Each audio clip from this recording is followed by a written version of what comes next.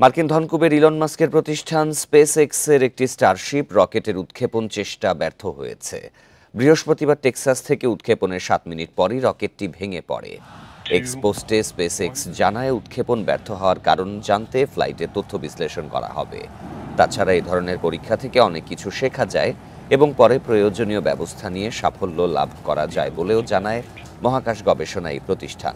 250-টিরও বেশি design option নিয়ে Walton smart fridge, বোঝে আপনার প্রয়োজন।